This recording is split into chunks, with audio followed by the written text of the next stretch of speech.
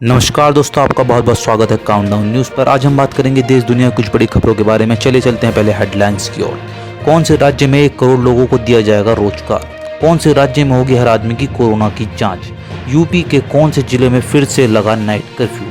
कौन से जिले में प्रवासी मजदूरों को मनरेगा के तहत मिल रहा है रोजगार? सुरक्षा बलों ने कहाँ किया आतंकियों को ढेर? किसने एलएसी पर तनाव का जिम्मेदार चीन को बताया?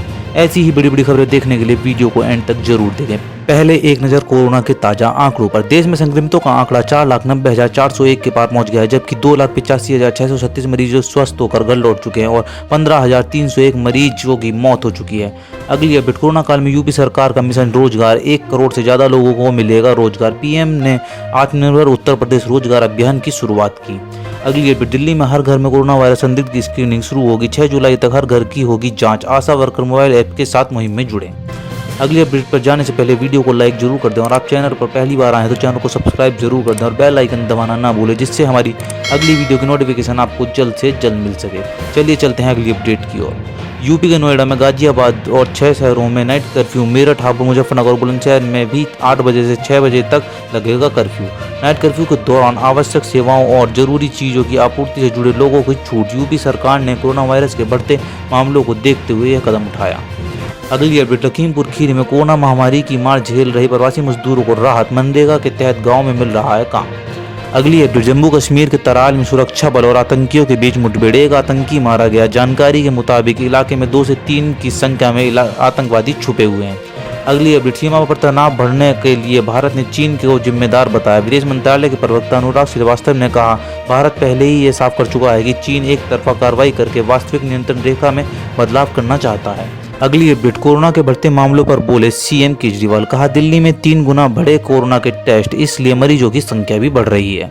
अगली अपडेट, सीएम केजरीवाल ने कोरोना वायरस के नए मरीजों को अस्पताल नहीं जाने की सलाह दी। होम आइसोलेशन वाले मरीज ऑक्सीमीटर से हर घंटे ऑक्सीजन की मात्रा टेस्ट करें। अगली अपडेट, केजरीवाल ने दिल्ली की स्थिति कंट्रोल में होने का दावा किया। हाथ पर हाथ धरकर नहीं बैठे हैं, कोरोना से मौत रोकने के लिए उठा रहे हैं हर जरूरी कदम। अगली अपडेट, दिल्ली के स्वास्थ्य मंत्री सत्येंद्र जैन की सेहत में सुधार। डॉक्टर उनकी लगातार देखरेख कर रहे थे। उनकी रिपोर्ट नेगेटिव आने के बाद उन्हें अस्पताल से डिस्चार्ज कर दिया जाएगा। अगली अपडेट, पश्चिम बंगाल में लॉकडाउन 31 जुलाई तक बढ़ाया गया। इस बात की घोषणा राज्य की मुख्यमंत्री ममता बनर्जी ने खुद की। अगली अपडेट, शुक्रवार को थल सेना प्रमुख ने रक्षा मंत्री राजनाथ सिंह को लद्दाख से सटी चीनी सीमा पर चल रहे हालात की पूरी जानकारी दी। सेना प्रमुख ने कहा, चीन के साथ एक लंबे समय तक फेस ऑफ के लिए सेना पूरी तरह से तैयार है।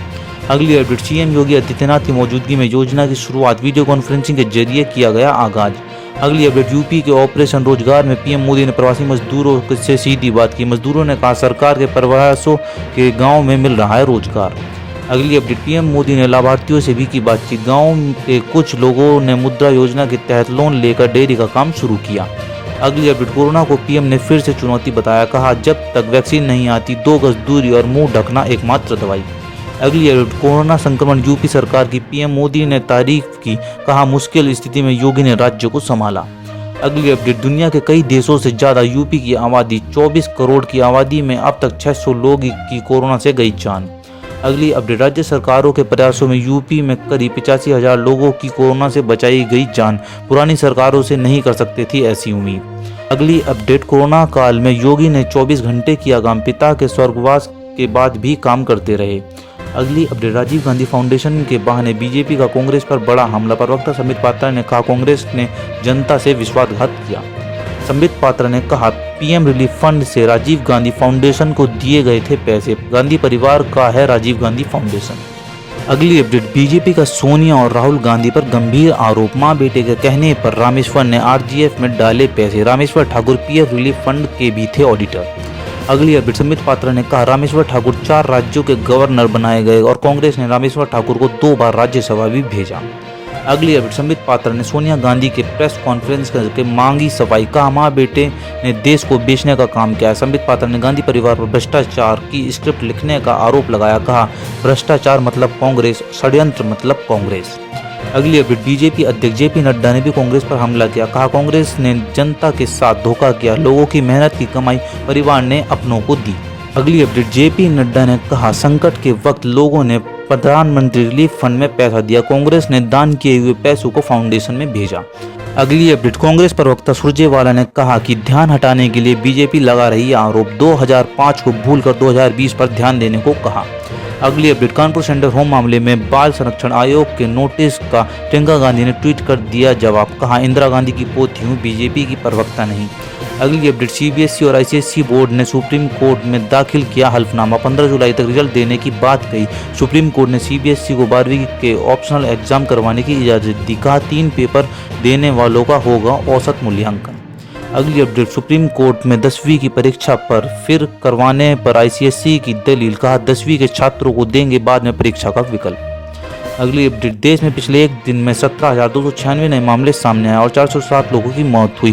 अब तक कुल 15,301 लोगों की मौत हुई। अगली अपडेट, देश में रिकवरी रेट 57.43% तक पहुंचा, 24 घंटे में 13,941 मरीज ठीक हुए और अब तक करीब 2,86,737 मरीज स्वस्थ होकर घर लौट चुके हैं।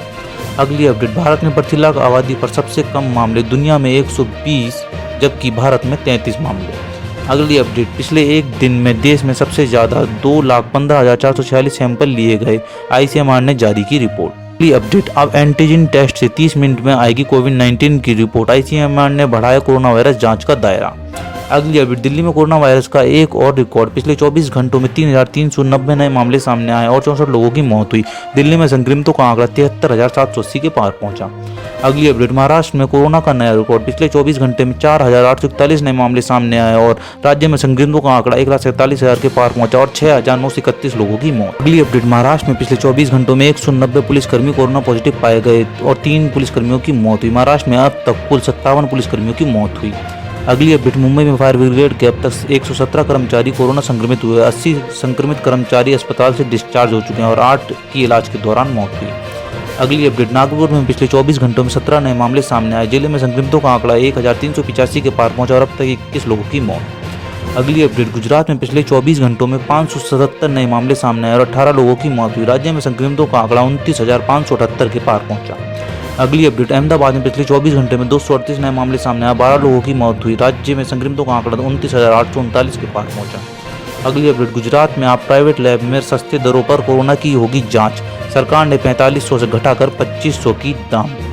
अगली अपडेट, यूपी में पिछले 24 घंटों में 654 नए मामले सामने आए, 15 लोगों की मौत हुई। राज्य में संक्रमितों का आंकड़ा 20,000 के पार पहुंचा। अगली अपडेट, गौतम बुद्ध नगर में पिछले 24 घंटों में 143 नए मामले सामने आए और गाजियाबाद में 82 लोग कोरोना पॉजिटिव पाए गए। अगली अपडेट, हरियाणा में पिछले 24 घंटों में 453 नए मामले सामने आए और 10 लोगों की मौत हुई। राज्य में संक्रमितों का आंकड़ा 15,000 के पार पहुंचा। अगली अपडेट, गुड़गांव में पिछले 24 घंटों में 89 नए मामले सामने आए, जिले में आंकड़ा 4,851 के पार पहुंचा। अगली अपडेट, पंजाब में पिछले 24 घंटों में 142 नए मामले सामने आए, राज्य में संक्रमितों का आंकड़ा 5,000 के पार पहुंचा। अगली अपडेट, राजस्थान में पिछले 24 घंटे में 91 मामले सामने आए और संक्रमितों का आंकड़ा 16,387 के पार पहुंचा। राजस्थान के धौलपुर में अब तक 531 मामले सामने आ चुके हैं, पिछले 8 दिन में तेजी से बढ़े मामले। अगली अपडेट, बिहार में पिछले 24 घंटे में 123 नए मामले सामने आए, राज्य में संक्रमितों का आंकड़ा 1,611 के पार पहुंचा। अगली अपडेट, उड़ीसा में पिछले 24 घंटों में 218 नए मामले सामने आए, राज्य में संक्रमितों का आंकड़ा 6,080 के पार पहुंचा।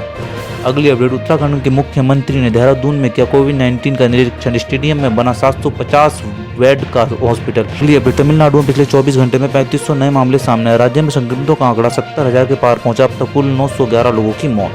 अगली अपडेट, दुनिया भर में नहीं थम रही है कोरोना की रफ्तार, अब तक 97 लाख लोग कोरोना पॉजिटिव हो चुके हैं, जबकि 4,92,000 लोग मौत हो चुकी है।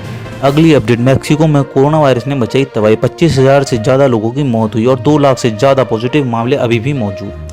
अगली अपडेट, अमेरिका में अब तक 25,05,000 से ज्यादा लोग संक्रमित हो चुके हैं और 1,26,485 लोगों की मौत हुई। ब्राजील में अब तक 12,33,000 से ज्यादा मामले सामने आ चुके हैं और 55,000 से ज्यादा लोगों की मौत हुई। अगली अपडेट, रूस में 6,14,000 लोग संक्रमित मामले हैं, अब तक 8,605 लोगों की मौत हुई। अगली अपडेट, ब्रिटेन में करीब 3,08,000 लोग संक्रमित, जबकि 43,230 लोगों की मौत हुई। अगली अपडेट, स्पेन में 2,94,000 लोग संक्रमित और अब तक 28,320 लोगों की मौत हुई। अगली अपडेट, पाकिस्तान में पिछले 24 घंटे में 2,775 नए मामले सामने आए, संक्रमितों का आंकड़ा 1,96,000 के पार पहुंचा। अगली अपडेट, कोरोना की वजह से पाकिस्तान में लगातार बढ़ रहे मौत के आंकड़े, पिछले 24 घंटों में 59 लोगों ने जान गंवाई, अब तक कुल 3,962 लोगों की मौत हुई। अगली अपडेट, ग्वाटेमाला में एक दिन में 80 नए मामले सामने आए और 22 लोगों की मौत हुई, अब तक 15,919 लोग वायरस की चपेट में आए। अगली अपडेट होंडुरास में पिछले 24 घंटे में 795 नए मामले सामने आए और 9 लोगों की मौत हुई। अब तक 15,366 लोग संक्रमित।